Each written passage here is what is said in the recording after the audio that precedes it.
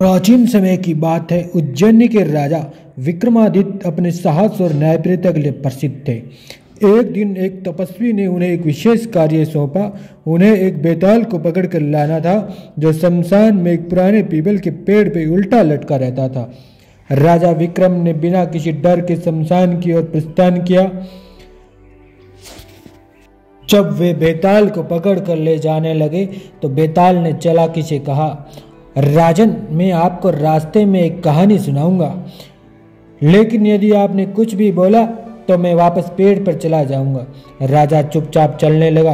बेताल ने कहानी शुरू की। राजा और 3 राजकुमारों की। एक राज्य में एक सुंदर राजकुमारी थी। उसने घोषणा की कि वह उसी से विवाह करेगी जो सबसे अनोखा उपयोगी वस्त्र, गहना या वस्तु लाएगा। तीनों राजकुमार अपनी अपनी खोज में निकल पड़े। पहले राजकुमार को एक जादुई कालीन मिली जो किसी को भी पल भर में कहीं भी पहुंचा सकती थी, और इसी प्रकार दूसरे राजकुमार को एक दिव्य दर्पण मिला जिसमें दूर दराज की घटनाएं देखी जा सकती थी।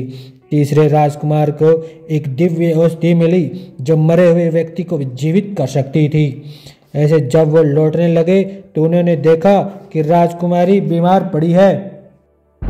कालीन से वे तुरंत वहां पहुंचे और औषधि से राजकुमारी को ठीक कर दिया। अब सवाल उठा कि राजकुमारी किससे विवाह करे। बेताल ने राजा विक्रम से पूछा, बताओ राजन, किस राजकुमार को राजकुमारी से विवाह करना चाहिए।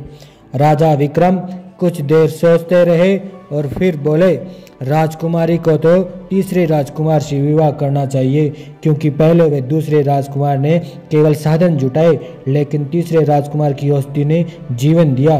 जैसे ही राजा विक्रम ने उत्तर दिया, बेताल जोर से हंसा और उड़कर पेड़ पर जा लटका।